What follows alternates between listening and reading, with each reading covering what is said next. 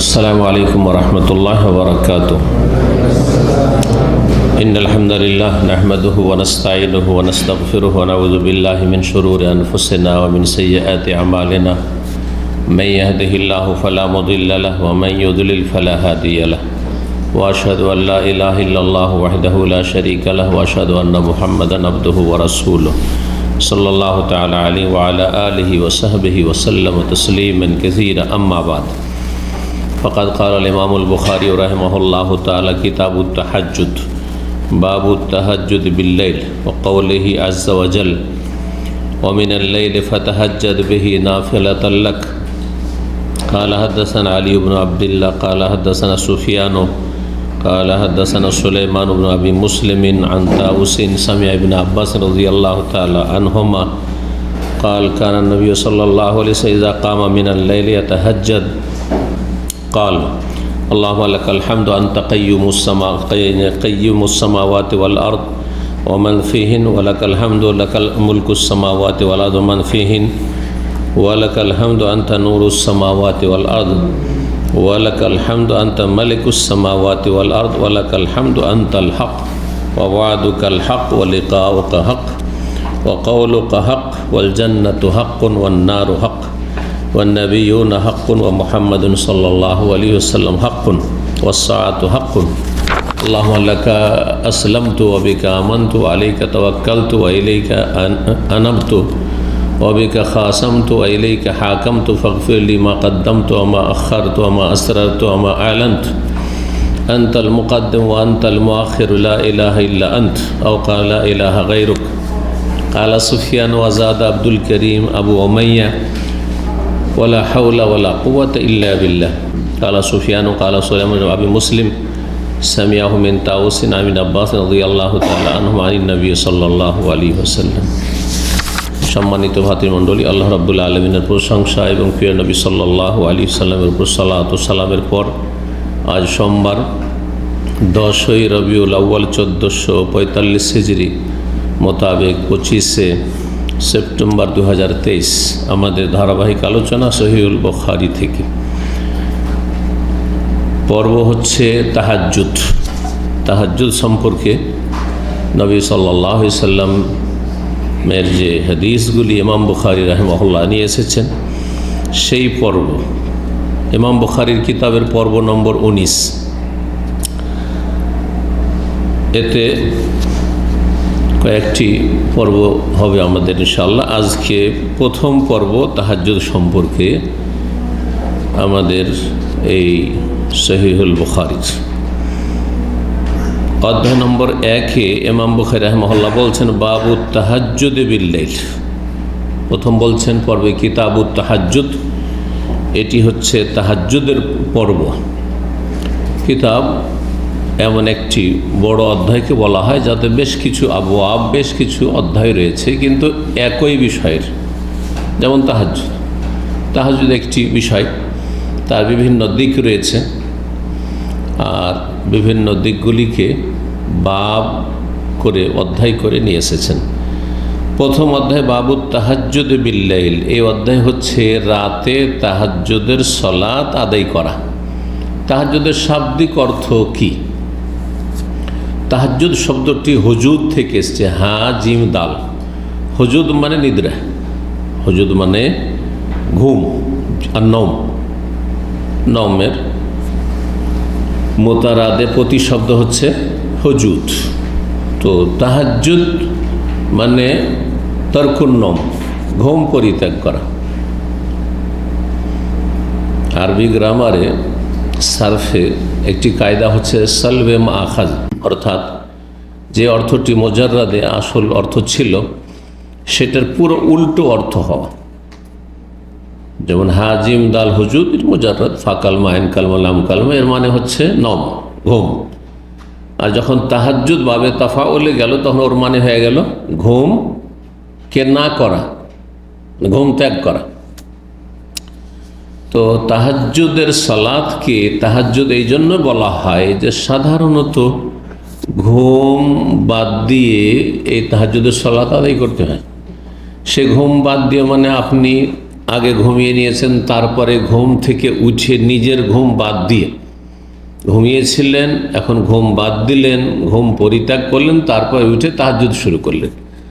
আর এটি সবচেয়ে উত্তম যদি এইভাবে করে, এটি হচ্ছে সবচেয়ে উত্তম সুন্নাত। কিন্তু এর ব্যতিক্রমও জায়েজ, অর্থাৎ রাত্রে এসা পরে না ঘুমিয়ে তাহাজ্জুদ পড়ে একবারই ঘুমাইলেন, ওটাও জায়েজ। আর এর আগে বিভিন্ন আলোচনায় বলেছে যে তাহাজ্জুদ সারা রাতে জায়েজ, এশা পর থেকে শুরু করে ফজর আজান পর্যন্ত, এই লং টাইম, দীর্ঘ সময়ের যে কোনো সময় তাহাজ্জুদ জায়েজ। নবী সাল্লাল্লাহু আলাইহি সাল্লাম সব রকমের তাহাজ্জুদ পড়েছেন, অর্থাৎ মিন কুল্লিল লাইলি কাদ আওতারা রাসূলুল্লাহ রাতের প্রত্যেকটি অংশে, মানে এশা থেকে ফজরের মাঝে প্রত্যেকটি অংশে তিনি বেতর তাহাজ্জুদ পড়েছেন। এখানে বেতর বলতে তাহাজ্জুদ প্লাস বেতর, কারণ বেতরের ব্যাপক অর্থ হচ্ছে বেতরের সাথে তাহাজ্জুদ, সাফা জোড়া পড়ে, জোড়া জোড়া দুই দুই পড়ে নিয়ে তারপরে বেতর পড়া। তো রাসূলুল্লাহ রাতের যে কোনো অংশে তাহাজ্জুদ পড়েছেন, মিন আউয়ালিহি, রাতের প্রথম অংশে, কখনো কখনো এশা পরে পড়ে নিয়েছেন যে আজকে পড়ে নিয়ে ঘুমিয়ে যাব। মানুষের যখন যেমন শরীর অবস্থা থাকবে তেমন মানুষ করবে। জি, নবী সাল্লাল্লাহু আলাইহি ওয়াসাল্লাম বিভিন্ন আমল এই জন্য করেছেন যাতে উম্মতের জন্য সুবিধাজনক হয়। কার জন্য এশা পরে বেশি সুবিধা, শেষ রাতে সম্ভব নয় ওঠা, তার জন্য। কার জন্য মাঝরাতে সুবিধা, রাত্রে 10টা 11টায় গেল ডিউটি শেষ করে, তারপরে খাওয়া দাওয়া করতে করতে অর্ধেক রাত এখন চলছে, তো অর্ধেক রাতে পড়ে নেয়, তার জন্য সুবিধা। ওয়া আওসাতে, নবী সাল্লাল্লাহু আলাইহি ওয়াসাল্লাম মাঝরাত তাহাজ্জুদ পড়েছেন। ওয়া আখিরিহার, শেষ রাতেও তাহাজ্জুদ পড়েছেন। ওয়ান্তাহা উইতরুহু ইলাস সাহারি, তবে নবী সাল্লাল্লাহু আলাইহি ওয়াসাল্লামের বেতর শেষ হতো, শেষ জামানায় অধিকাংশ সময় যে আমলটি ছিল সেটি হচ্ছে ভোর রাত্র সাহার। ভোর রাত্র হলো ফজরের কিছুক্ষণ আগে তার বেতর পড়া শেষ, তারপরে রাতকে 6 ভাগ করে 6 ভাগের 1 ভাগ ফজর আগেখানে ঘুমাতেন। এটা অধিকাংশ সময়। আবার কখন এর ব্যতিক্রম আসছে একটি অধ্যায়, যে তাহাজ্জুদ পড়তে পড়তে ফজর করে দিয়েছেন, ফজর আজানের সময় হয়ে গেছে, এইটিও করেছেন নবী সাল্লাল্লাহু আলাইহি ওয়াসাল্লাম। তার মানে কি ওইটা না ভাবে যে না তাহাজ্জুদ পড়ে সাথে সাথে তাহাজ্জুদকে একবারে ফজর আজানের সাথে লাগিয়ে দেওয়া যাবে না, এটাও যেন কেউ না ভাবে। আজকালকার মানুষের জন্য এটা বেশি সুবিধাজনক, কারণ একবার যদি ঘুমিয়ে যায় 1-2 ঘন্টার জন্য তাহাজ্জুদ পড়ে, তাহলে আর ফজরে হয়তো উঠবে না, উঠতে পারবে না।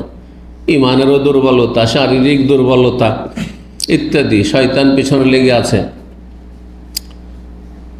কর্মব্যস্ততাও আজকাল মানুষের বেড়েছে। 100 কর্মব্যস্ততা ছিল না, আমরা যখন ছোটোকালে দেখেছি, আজকে থেকে 30-40 বছর, ছোটোকালেও যেতে হবে না, তখন মানুষের গ্রামে গঞ্জে কাজ কি, সকালবেলা একটু কাজ করে চলে আসো, সারাদিন ফ্রি, কোনো কাজ নেই। এখন কিছুই কাজ না থাকলে যে মোবাইল আছে ফেতনা, এটা সবচেয়ে বড় কাজ। ইন্টারনেটকে সময় দেওয়া যে সবচেয়ে বড় কাজ হয়ে গেছে আজকে, দুঃখজনক বিষয়। আল্লাহর কিতাব কোরআন কারীমকে হাফেজে কোরআন, আলেমে দ্বীন, মাদ্রাসা পড়ুয়া, ছাত্র, শিক্ষক, তারা কোরআনকে সময় দেয় না। হ্যাঁ, কোরআনকে সেলফে সাজিয়ে রেখে দিয়েছে, খুব বেশি রমজান মাসে খতম। এই হচ্ছে দুঃখজনক অবস্থা মুসলিম উম্মার। আল্লাহ রাব্বুল আলামিন আমাদের মাফ করুন। তো তাহাজ্জুদ আসল হচ্ছে যে ঘুম ত্যাগ করা। সে ঘুম ত্যাগ করে মানে ঘুমিয়ে নিয়ে ঘুম ত্যাগ করছেন, এটা একটা। আর একটা অর্থ যদি এটা নাও থাকে, যেই সময় সাধারণত সবাই ঘুমাচ্ছে আপনি ঘুম ত্যাগ করছেন, ধরেন আপনি ঘুমাননি, রাত্রে কাজকর্ম করে রাত্রে 11টা-12টায় আপনি এখন তাহাজ্জুদ পড়তে শুরু করলেন, তো ঘুম তো ত্যাগ করলেন না, কারণ এখন পর্যন্ত ঘুমাননি আপনি এসা পরে। কিন্তু এই সময়টা হচ্ছে মূলত ঘুমাবার, দুনিয়ায় ঘুমিয়ে আছে, সিংহভাগ লোক ঘুমাচ্ছে বিছানায়, আর আপনি ঘুম ত্যাগ করছেন। তো সেখানেও তাহাজ্জুদ মানে ঘুম পরিত্যাগ করার অর্থ পাওয়া যাচ্ছে। এই জন্য তাহাজ্জুদকে কি বলা হয়? তাহাজ্জুদ বলা হয়। জি।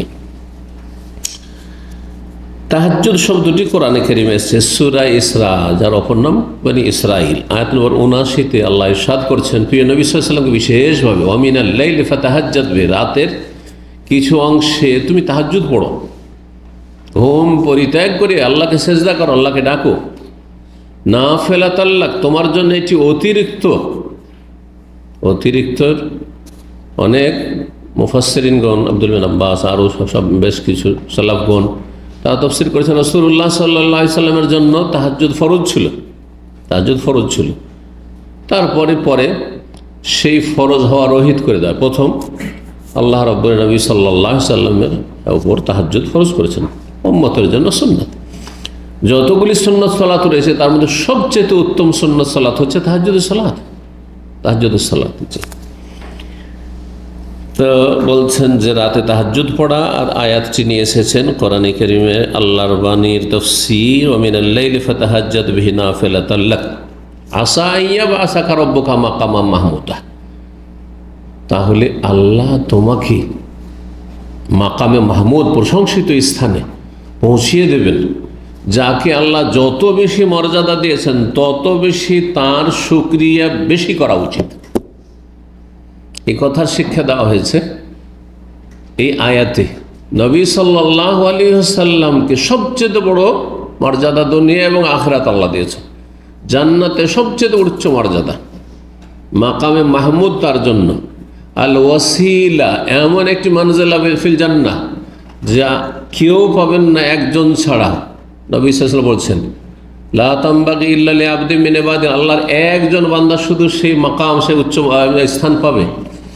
ওয়া আরজু আন আকুনা হুয়া, আর আমি আশা করি যে সেই ব্যক্তি একমাত্র আমি সাল্লাল্লাহু আলাইহি ওয়াসাল্লাম। যাকে যত বেশি আল্লাহ সম্মানিত করেছেন, যত বেশি নিয়ামত দিয়েছেন, তত বেশি তার এই নিয়ামতের দাবি হচ্ছে, মর্যাদার দাবি হচ্ছে যে সে তত বেশি আল্লাহ শুকরিয়া আদায় করবে যে দিয়েছেন কে? আল্লাহ। সুতরাং আল্লাহ শুকরিয়া। এই জন্য নবী সাল্লাল্লাহু আলাইহি সাল্লামের তাহাজ্জুদ পড়তে পড়তে পা ফুলে যেত, পা ফেটে যেত। তখন মা আয়েশা বলছে, ইয়া রাসূলুল্লাহ, আপনার আগের পরে আল্লাহ অগ্রিম ঘোষণা করে, লিয়াগফির লাকা আল্লাহু মা তাকাদ্দামা মিন যামবি ওয়া মা তাআখার, অগ্রিম তোমার ক্ষমার ঘোষণা।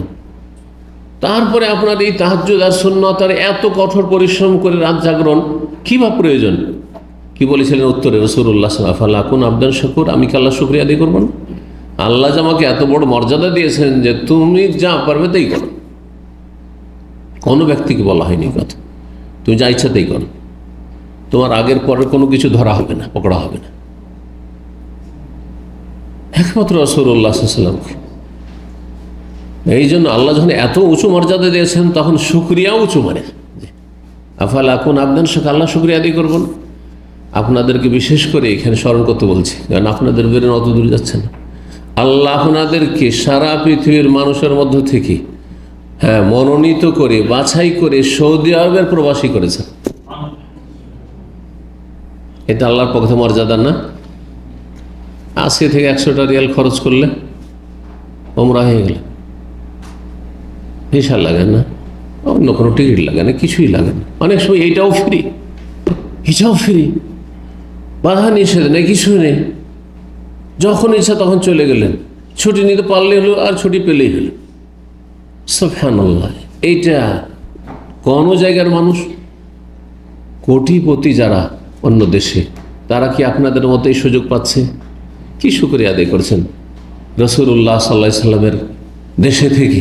কতটা শুকরিয়া আদায় করছেন, কতটা গুনাহ থেকে বাঁচছেন আপনি, কতটা আপনি আল্লাহর ইবাদত বন্দেগীর ক্ষেত্রে যত্নবান, কতটা আল্লাহর এই নিয়ামতের কদর করছেন আপনি। জি, দেখার বিষয়গুলো। রাসূলুল্লাহ সাল্লাল্লাহু আলাইহি ওয়াসাল্লাম আমাদের জন্য উত্তম আদর্শ, উসওয়া হাসানা। লাকাদ কানা লাকুম ফি রাসূলিল্লাহি উসওয়াতুন হাসানাহ। যাকে যত মর্যাদা আল্লাহ দিয়েছেন তত বেশি তার শুকরিয়া দাবি রাখেছে, সে তত শুকরিয়া দেবে। তাহলে আল্লাহ নিয়ামতকে টিকিয়ে রাখবে, না হলে কেড়ে নেবে, অন্য লোককে আল্লাহ সুযোগ দেবে। যা পাপ করছিস, রাসূলুল্লাহ সব দেশে, হারমাইন শরীফের দেশে, যেখানে মোবারক জায়গায়, সেখানে পাপ করছিস, যা অবাঞ্ছিত হতভাগা, অন্যদেরকে সুযোগ দেবে। ওয়াইন তাতাওয়াল্লাউ ইয়াস্তাবদিল কওমান গায়রাকুম সুম্মা লা ইয়াকুনু আমসালাকুম, আল্লাহ সূরা মুহাম্মদে বলছেন, তোমরা যদি ফিরে যাও আল্লাহর দিন থেকে, নেকির কাজ থেকে, আর তোমরা যদি গুরুত্ব না দাও আল্লাহর দিনের, তো তাহলে ইস্তাবদিল কওমান গায়র, অন্য জাতিকে আল্লাহ নিয়ে আসবে, ওদেরকে সুযোগ দেবে, চান্স দেবে, তারা তোমাদের মতো অবাঞ্ছিত খারাপ হবে না। আল্লাহ আমাদের মাফ করুন, ভালো কাজের তৌফিক দান করুন। 1120 নম্বর হাদিস। হাদিস বর্ণনা করেছেন ইমাম তাউস তাবেঈ রাহিমাহুল্লাহ। তিনি বিশিষ্ট ছাত্র ছিলেন প্রখ্যাত সাহাবী আব্দুল্লাহ ইবনে আব্বাস রাদিয়াল্লাহু তাআলা আনহুমা। বলছেন সামিয়া ইবনে আব্বাস, তিনি আব্দুল্লাহ ইবনে আব্বাস রাদিয়াল্লাহু তাআলা আনহুমা থেকে শুনেছেন। তিনি সাহাবী আব্দুল্লাহ ইবনে আব্বাস যুবক ছিলেন। নবী সাল্লাল্লাহু আলাইহি সাল্লামের ইন্তেকালের সময় 10 হিজরিতে তার বয়স অল্প, এখনো সাবালক ঠিকভাবে হয়নি, 10-12 বছর বয়স। আব্দুল্লাহ ইবনে আব্বাস রাদিয়াল্লাহু তাআলা আনহু বলছেন, কানান নবী ইযা কামা মিনাল লাইলি, নবী সাল্লাল্লাহু আলাইহি ওয়াসাল্লাম যখন রাতে তাহাজ্জুদ পড়ার জন্য উঠতেন মানে কামা মিনান নওম, ঘুম থেকে জাগতেন, উঠতেন। যেহেতু খালার বাড়ি থাকতেন, আর খালা হচ্ছেন মাইমুনা রাদিয়াল্লাহু তাআলা, নবী সাল্লাল্লাহু আলাইহি ওয়াসাল্লাম সহধর্মিণী, এই জন্য রাতের খবরটা রাখতেন। ছোট বাচ্চা, তারপর রাতের খবর রাখার এই সুযোগ পেয়েছেন। তিনি বর্ণনা করছেন তাহাজ্জুদ পড়তে যখন উঠতেন তখন কি পড়তেন। রাতে যখন উঠতেন ঘুম থেকে তাহাজ্জুদ পড়ার জন্য, এখন তাহাজ্জুদ শুরু করেননি, কাল বলতেন আল্লাহুম্মা লাকাল হামদ, হে আল্লাহ তোমার যাবতীয় প্রশংসা, আনতা কাইয়্যুমুস সামাওয়াতি, আল্লাহ কাইয়্যিম, কাইয়্যুম একটি শব্দ, আল্লাহর নাম আল কাইয়্যুম। আর কাইয়্যিম মানে ধারক, বাহক, যিনি ধারণকারী, যিনি ধরে রয়েছেন, যিনি নিয়ন্ত্রণকারী। কামা ইয়াকুমা থেকে, আসমান জমিন যার নির্দেশে কায়েম রয়েছে আপন অবস্থায়। তুমি আকাশসমূহ এবং জমিনের পৃথিবীর ধারক। অমান ফিহিন্না, এই উভয়ের মাঝে, 7 আসমান 7 জমিনের মাঝে যা কিছু রয়েছে, যত কিছু রয়েছে। ওয়ালাকাল হামদু, আর তোমার যাবতীয় প্রশংসা। লাকা মুলকুস সামাওয়াতি ওয়াল আরদ, আসমান জমিনের সার্বভৌমত্ব, সব কিছুর মালিকানা তোমার। ওমান ফিহিন্না, আর যা কিছু এর মাঝে রয়েছে। ওয়ালাকাল হামদু, তোমার যাবতীয় আনতা নূরুস সামাওয়াতি, আর তুমি আসমান জমিনের আলো দানকারী। নূর মানে হচ্ছে মুনাওয়ির, নূর মুনাওয়ির অর্থে, ইসম ফাইলের অর্থে। তুমি আসমান জমিনকে আলোকিতকারী। ওয়ালাকাল হামদু, তোমার যাবতীয় প্রশংসা। আনতা মালিকুস সামাওয়াত, তুমি আসমান জমিনের মালিক, বাদশাহ। মালিক মানে বাদশাহ, আর মালিক মানে হচ্ছে মালিক। দুটো শব্দে অর্থের দিক থেকে পার্থক্য করেছে। মালিক বাদশাহ, রাজাকে বলা হয়, আর মালিক মানে যে কিছুর মালিক। একদিককে কেন্দ্র করলে মালিক বেশি শক্তিশালী, মালিক শব্দটির অর্থে ব্যাপক শক্তি রয়েছে বেশি। আর একদিকে কেন্দ্র করলে মালিক শব্দ, যার মানে রাজা বাদশাহ হয়, তার মধ্যে বেশি শক্তি রয়েছে, ব্যাপকতা রয়েছে। কেমন করে? মালিক মানে বাদশাহ, এখন বাদশাহ গোটা দেশের মালিক, এই দিককে যদি কেন্দ্র করেন তো বিশাল একটা রাষ্ট্রের মালিক, বিশাল রাষ্ট্রের মালিক। এই দিক থেকে তাতে ব্যাপকতা রয়েছে মালিক শব্দে। সূরা নাসে কুল আউযু বিরাব্বিন নাস, মালিকিন নাস না মালিকিন নাস, যেটা প্রসিদ্ধ কেরাত সেটা মালিকিন নাস, কিন্তু আর এক কেরাতও আছে অবশ্য। আর সূরা ফাতিহাতে মালিক ইয়াউমিদ্দিন, কিন্তু আর এক কেরাতে মশহুর সবগুলি, মালিক ইয়াউমিদ্দিনও আছে। জি, তবে আপনার জন্য জায়েজ নয়, কারণ আপনার কেরাত হাফসান আসিম যখন পড়ছেন, যেই কেরাতটি প্রচলিত এশিয়ায় আর আরব দেশে, সেই গিয়ারই আপনাকে থাকতে হবে। এই নয় যে আমি জেনে নিয়েছি যে মালিক ইয়াউমিদ্দিন মালিকও পড়া যায়, সেজন্য আমি পড়ব। তাহলে ওর জন্য বেশ কিছু আরও যে কায়দা কানুনগুলো রয়েছে ওগুলো মেনে চলতে হবে, মেনটেন করে চলতে হবে। এটা অনেকে জানে না,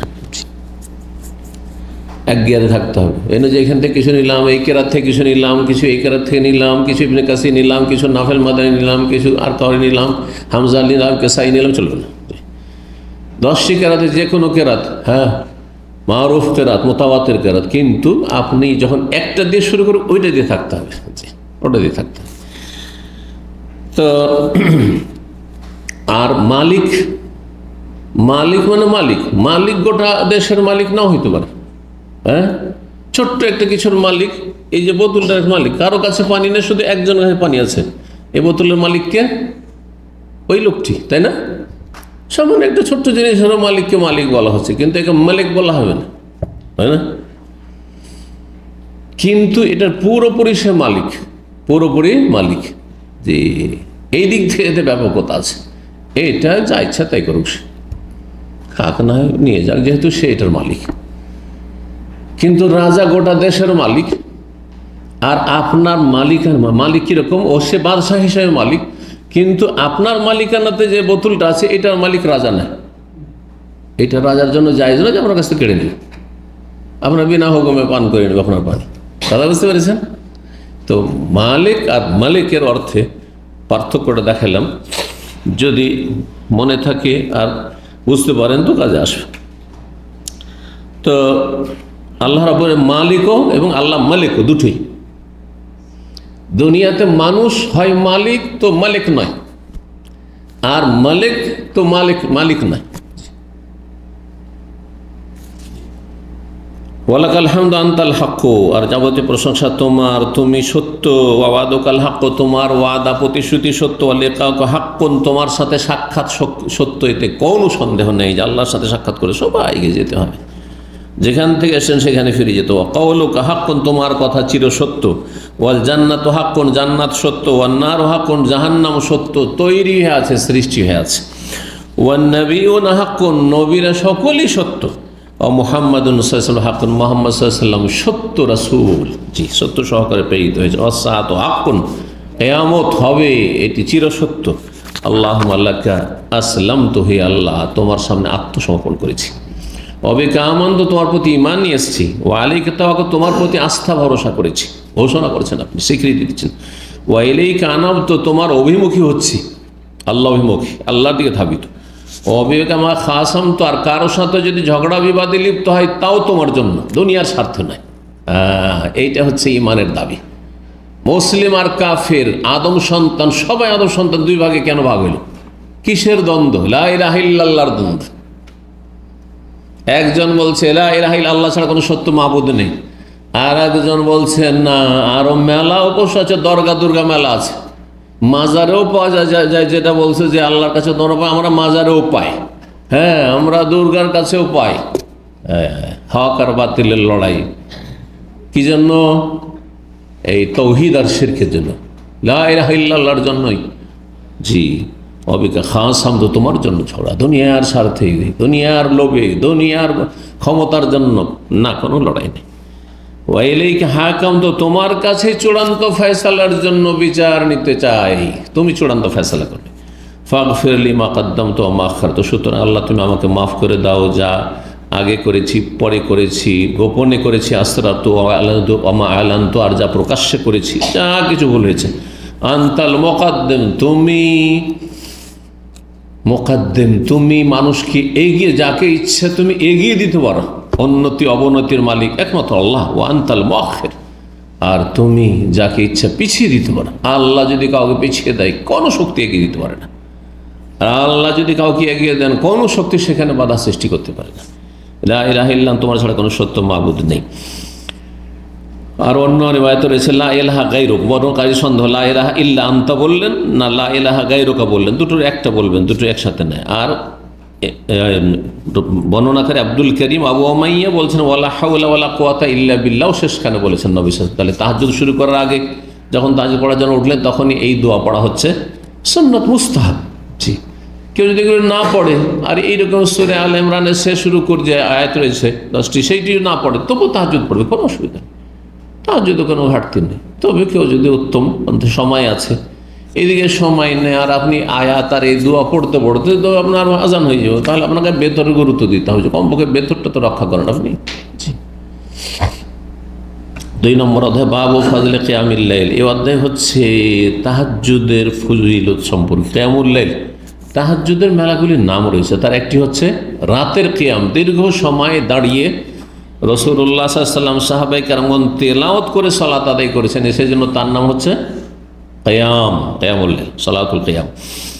1121 নম্বর হাদিস বর্ণনা করেছেন সালেম বিন আব্দুল্লাহ তাবি, তার পিতা আব্দুল্লাহ বিন ওমর থেকে কাল কানার রাজুল ফি হায়াতিন নবী সাল্লাল্লাহু আলাইহি ওয়াসাল্লাম, নবী সাল্লাল্লাহু আলাইহি ওয়াসাল্লামের জীবদ্দশায় লোকেরা কি করতে, যা রুয়ান, যখন কোনো স্বপ্ন দেখতেন, কোনো সাহাবী যখন স্বপ্ন দেখতেন, স্বপ্ন দেখলে মানুষের কৌতূহল হয়, সবাই জানতে চেয়ে যে কী আছে আমার স্বপ্ন, বিশেষ করে যদি স্বপ্নটা একটু আজব ধরনের আশ্চর্য, এই সাধারণত এইরকম স্বপ্ন দেখেন না আপনি।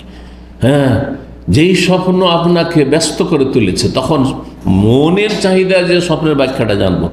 রাসূলুল্লাহ সাল্লাল্লাহু আলাইহি ওয়াসাল্লাম ছিলেন নিশ্চিত ব্যাখ্যা, নিঃসন্দেহ, অনুমান ভিত্তিক ব্যাখ্যা না, তার কথাই হচ্ছে ওহী, তো তিনি ব্যাখ্যা করে দিতেন। তো এই আশায় সবাই আকাঙ্ক্ষা করতো যদি কোনো স্বপ্ন দেখতাম তো নবী সাল্লাল্লাহু আলাইহি ওয়াসাল্লামের কাছে এসে বয়ান করতাম। যেমনই রাত্রে স্বপ্ন দেখলো, ফজরে এসে হাজির, ইয়া রাসূলুল্লাহ, ফজর নামাজের পরে স্বপ্নের তাবির জিজ্ঞাসা করা শুরু করেছেন। বলছেন যে নবী সাল্লাল্লাহু আলাইহি ওয়াসাল্লাম জীবদ্দশায় লোকেরা করতো কি, যারা আয়ারুয়ান, যদি কোনো স্বপ্ন দেখতো, কাসাহা আলা রাসূলিল্লাহ, রাসূলুল্লাহ সাল্লাল্লাহু সামনে তা বয়ান করতো। ফাতামান্নাইতু আন আরারুয়ান, আব্দুল্লাহ বিন উমরের বয়স তখন ওহদ যুদ্ধের সময় 14 বছর, 15 বছরের ছেলে, যুবক ছেলের মধ্যে আরো কৌতূহল থাকে, সবাই স্বপ্ন শোনাচ্ছে, আমি কেন স্বপ্ন দেখি না। জি, তো বলছেন যে আমিও আকাঙ্ক্ষা করতাম, ফাতামান্নাই তো আকাঙ্ক্ষা করতাম, আন আরারুয়ান, যদি স্বপ্ন দেখতাম, ফাকুসু আলা রাসূলিল্লাহ, রাসূলুল্লাহ সামনে গিয়ে সে স্বপ্নের কাহিনী বর্ণনা করতাম আর তার তাবির আমি জানতে পারতাম, তো ভালো লাগতো। ওয়াকুনতু গোলামান শাববান, আর আমি যুবক একজন বালক ছিলাম, যেমনটা বললাম 14-15 বছর, এখন একেবারে সদ্য সাবালক হয়েছে, স্বপ্নদোষের বয়স হয়েছে। ওয়াকুনতু আনামু ফিল মসজিদে, আর আমি মসজিদ নববীতে ঘুমাইতাম, আলা আহদিন নবী সাল্লাল্লাহু আলাইহি ওয়াসাল্লাম আমলে, যুবক ছেলে, আর বাড়িতে উমরের ছেলে রাদিয়াল্লাহু তাআলা আনহু, বাড়িতে বেশি জায়গা নেই, হ্যাঁ, বাপ মা আছে, ওইখানে ছেলে সাবালক হয়েছে, আলাদা একটা রুম লাগবে, নিজের রুমে তার এই সাবালক ছেলেকে রাখা যাবে না, কোথায় ঘুমাবে, তখন মসজিদে ঘুমাতো। তাহলে মানুষের যদি প্রয়োজন হয় তো মসজিদে ঘুমানো জায়েজ। মসজিদে ঘুমানোর ক্ষেত্রে এক শ্রেণীর ফোকাহারা শর্ত লাগিয়েছেন, না বয়স্ক হইতে হবে, যেন যুবক না হয়, কারণ যুবকদের স্বপ্নদোষ বেশি হয়, আর যাদের বয়স বেশি হয়ে গেছে, 40, 50, 60 হয়েছে, সাধারণত তাদের স্বপ্নদোষ কম হয়, কিন্তু যুবকদের অনেক সময় প্রতিদিন হইতে থাকে।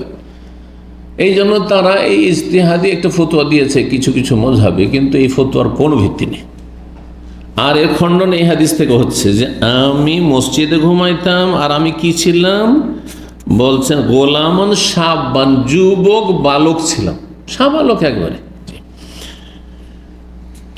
ফারাআইতু ফিন নওম, মসজিদ নববীতে ঘুমিয়ে আছেন, বলছে আমি ঘুমে দেখছি কান্না মালাকাইন আখাজানি, দুটো ফেরেশতা এসে আমাকে নিয়ে গেল, উঠিয়ে নিয়ে গেল। ফাজাহাবা ইলান নার, আর আমাকে নিয়ে জাহান্নামের দিকে চলে গেল। হ্যাঁ, দুই ফেরেশতা নিয়ে জাহান্নামের দিকে নিয়ে যাচ্ছে। ফায়দাহা মাতুইয়াতুন কাতাইল বিরে, জাহান্নামকে দেখলাম যে সেটি যেমন কূপের পাড় হয়, কূপের পাড় বলেন না পাট বলেন, কোন কোন এলাকায় পাট বলে, যেগুলো আপনার মাটির বসায় অথবা ইটেরও হয়, দুই রকমই হয়, মাটির যে পাড়। তো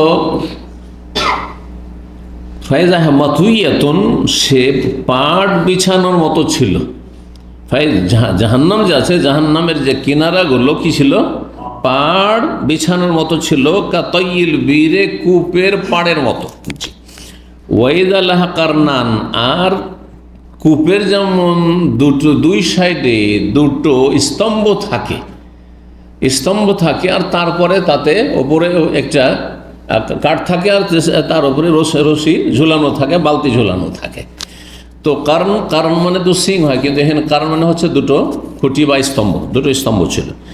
ওয়াইজা ফিহা নাসুন, আর দেখছি সেই কূপের মতো আছে জাহান্নামের আগুন, আর সেই জাহান্নামে বেশ কিছু মানুষ জ্বলছে।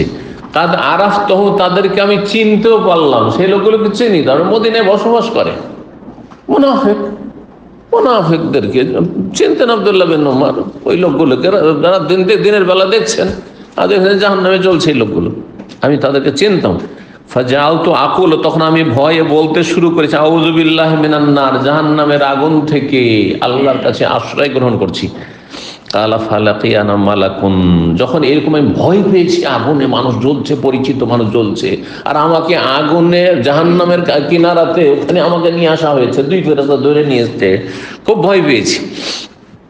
বলছেন সেই সময় আমার সাথে আর একজন ফেরেশতার মোলাকাত হলো, সাক্ষাৎ হলো। ফালাকিয়ানা মালাকুন আখার, অন্য আরেকজন ফেরেশতা আমাদের সাথে সাক্ষাৎ করলো, মানে আমাদের সাথে দেখা হয়ে গেল।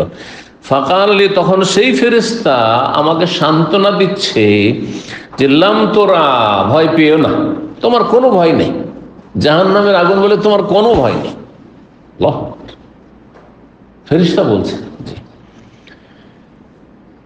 ফাকাসাস্তু আলা হাফসা, তখন এই ঘটনা বর্ণনা করলাম হাফসা রাদিয়াল্লাহু তাআলা আনহা, আমার বোন তার কাছে। কেন হাফসাকে বয়ান করলেন? এক নম্বর, যে বড় বোন, ছোট ভাই বোনেরা বড় বোন আপাকে সুখ দুঃখের কথা বয়ান করে, এক। দুই নম্বর কথা, তিনি আবার নবী সাল্লাল্লাহু আলাইহি ওয়াসাল্লামের সহধর্মিণী উম্মুল মুমিনিন, জি, হাফসা বিনতে ওমর রাদিয়াল্লাহু তাআলা আনহা। তা আমার বড় বোন হাফসা রাদিয়াল্লাহু তাআলা আনহার সামনে ঘটনা বর্ণনা করে, এইরকম স্বপ্ন দেখেছি। ফাকাসসাতা হাফসাতু আলা রাসূলিল্লাহ, তখন রাসূলুল্লাহ সাল্লাল্লাহু আলাইহি ওয়াসাল্লামের সামনে এই কাহিনী বর্ণনা করলেন আমার বোন, যে আমার ভাই এইরকম স্বপ্ন দেখেছে। ফাকালা, তখন নবী সাল্লাল্লাহু আলাইহি ওয়াসাল্লাম, নেমার রাজুল আব্দুল্লাহ, আব্দুল্লাহ খুব ভালো ছেলে, আব্দুল্লাহ খুব ভালো ছেলে, কিন্তু একটি কাজ যদি করতো তাহলে আরো ভালো হইতো। লাউকানা ইউসাল্লি বিল্লাইল, যদি রাত্রে তাহাজ্জুদ পড়তো। সে যদি তাহাজ্জুদ করছে, 14-15 বছর বয়স, নবী সাল্লাল্লাহু আলাইহি সাল্লাম কিভাবে তাকে উৎসাহিত করছেন, কিভাবে তার প্রশংসা করছেন। এই জন্য ছেলে মেয়েদের শাসনের চাইতে অনেক সময় প্রশংসা করলে ছেলে মেয়েদেরকে বড় করা যেতে পারে। হুব ভাব দেন, উৎসাহিত করেন যে তোমার দ্বারা অনেক কিছু হইতে পারে, তুমি এই হবে সেই হবে, মানে কল্পনার বাইরে এমন কিছু আপনি তাকে বলছেন, তখন তার মনে কৌতূহল জাগতে পারে যে মানুষই তাইলে এটা হইতে পারে। চিন্তা করে, একটা সাধারণ ছেলেকে বলেন যে তুমি দেশের রাষ্ট্রপতি হবে, তুমি প্রধানমন্ত্রী হবে, তুমি দেশের বাদশাহ হবে, তুমি তো একজন বড় আলেম হবে, তুমি ইসলামের বড় একজন খাদেম হবে। চিন্তা করুন তো দেখি, তাহলে তার মধ্যে কি উদ্যম উদ্দীপনা কাজ করে তখন, যে না সম্ভব তাহলে আমার পক্ষে, জি অসম্ভব কিছু না। কিন্তু লেখাপড়া পারে না, ঠিক করে শোনাইতে পারলো না, তুই গরু হবি, তুই ছাগল হবি, তোর দ্বারা কিছু হবে, ও শেষ, ওখানে শেষ, বরবাদ। অধিকাংশ ছেলেদেরকে, বিশেষ করে মাদ্রাসার ছেলেদেরকে এভাবে বরবাদ করে দেওয়া হচ্ছে সবসময়, শুধু এই করাতে। আর মনোবল শক্তিশালী হয় না, আমাদের দ্বারা কিছু হবে না। এক তো গরিব পরিবার থেকে মাদ্রাসা পড়তে আসে, আর তারপরে যদি ওর মাথাতে শুধু বাড়িয়ে দিতে থাকে, না বলে তোর দ্বারা কিছুই হবে না, তুই কি আর হবে তার দ্বারা? কোনো দিক থেকে সাপোর্ট পেল না, আর্থিক সাপোর্ট রয়েছে না, পারিবারিক সাপোর্ট রয়েছে না, ওস্তাদের সাপোর্ট রয়েছে না, পরিবেশ সমাজের সাপোর্ট রয়েছে, কোনো সাপোর্ট পাচ্ছে না। আল্লাহ রাব্বুল বিষয়গুলি বুঝার তৌফিক দান করেন।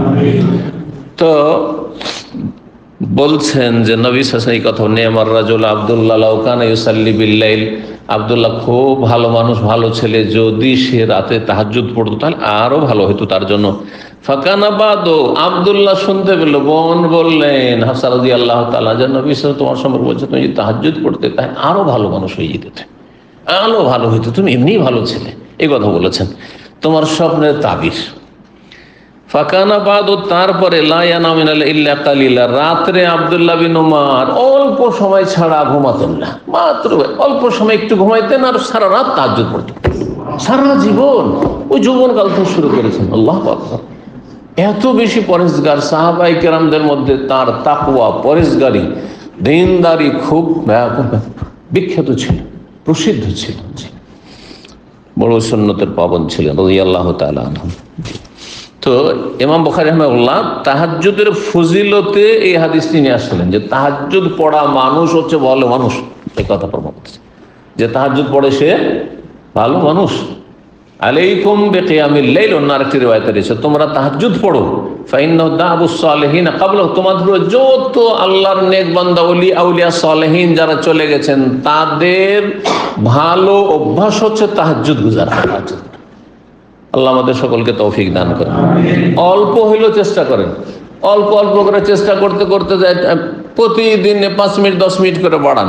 এই করতে করতে প্রথম শুরু করেন আপনি 10 মিনিট 20 মিনিট দিয়ে শুরু করেন, তারপর আধা ঘন্টা, তারপর আরেকটু, এইভাবে চেষ্টা করেন, আল্লাহ কবুল করেন। 3 নম্বর অধ্যায় বাবু তুলিস সুজুদ ফি কিয়ামিল লাইল। এই অধ্যায় হচ্ছে তাহাজ্জুদের সালাতে লম্বা সিজদা করা, সিজদা দীর্ঘায়িত করা। যেমন কিয়াম তেলাওয়াত লম্বা করবেন, তেমনি সিজদাও দীর্ঘ সময় ধরে, এই নয় যে শুধু সংখ্যা ছাড়ছেন আপনি যে 11 রাকাত পড়তে হবে, ব্যাস যত তাড়াতাড়ি পারি না, যত লম্বা সিজদা করবেন তত প্রশান্তি লাভ করবেন, তত বেশি আল্লাহর আপনি নৈকট্য অর্জন করে। ওয়াসজুদ ওয়াক্তারিব, চিন্তা করুন এই ছোট্ট আয়াতটা নিয়ে, ওয়াসজুদ, সেজদা করো, সেজদার মাধ্যমে তুমি আল্লাহর নৈকট্য অর্জন করবে। যত সেজদা করবেন, যত দীর্ঘ সেজদা করবেন, তত বেশি আল্লাহর নৈকট্য অর্জন করতে পারবে, সান্নিধ্য লাভ করতে পারবে। কিন্তু আজকাল অধিকাংশ মানুষ ঠিক আসারে যে তাড়াতাড়ি করে পড়ছে, যত তাড়াতাড়ি ফরজ সালাত আদায় করা সম্ভব, যত তাড়াতাড়ি। ফরজে তো লাগাম টেনে ধরে আছে এমাম, কিন্তু সুন্নতে কালকে এক লোককে দেখলাম ফরজেই 1 রাকাত ছুটেছে বা 2 রাকাত ছুটেছে, সালাম ফেরার সাথে সাথে এত তাড়াতাড়ি সেই 1 রাকাত কাজা করলো যে রুকুতে গিয়ে এইরকম হয়ে থেকে গেল, ও রুকু করলোই না, বাস 1 মিনিট লাগলো না তাকে 1 রাকাত সালাত আদায় করতে। হবেই না এই নামাজ, মোটেই হবে না এই নামাজ। যেমন দেশে প্রচলিত আপনার ওই তারাবি, ঠিক ওর চেয়েই তো দেখলাম যে খারাপ অবস্থা তার। তো অধিকাংশ মানুষ সুন্নতগুলি যখন পড়ে অথবা এই যে আপনার কাজা করে, মসবুক হয়েছে কাজা করে, তখন দেখা যায় যে তার নামাজের কোয়ালিটি কেমন, তখন দেখা যায়। ইমামের সাথে তো বোঝা যাবে না।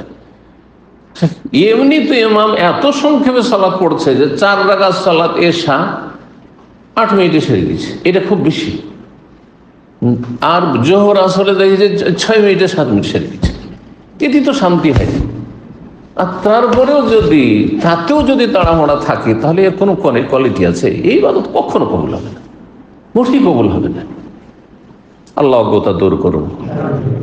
এতে সিংহভাগ মুসলিম বেনামাজি, আর তারপরে যেগুলো নামাজি সেগুলো নামাজের দুর্দশার শেষ নেই। কি আর এভাবে এই নামাজ, আল্লাহ হেদায়েত দান করুন।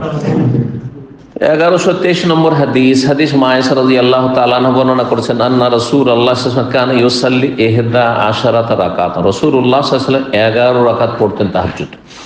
কানা তিলকা সালাত, এই ছিল তার তাহাজ্জুদের সালাত। ইয়াসজুদু সাজদাতা মিন যালিকা, তার এক একটি সেজদা করতেন কাদরা মা ইয়াকরাউ আহাদুকুম 50 আয়াত, এতক্ষণ ধরে যতক্ষণে তোমাদের কেউ 50টি আয়াত পড়তে পারে। 50টি আয়াত পড়তে যতক্ষণ সময় লাগে ততক্ষণ ধরে একটি সিজদা করতেন।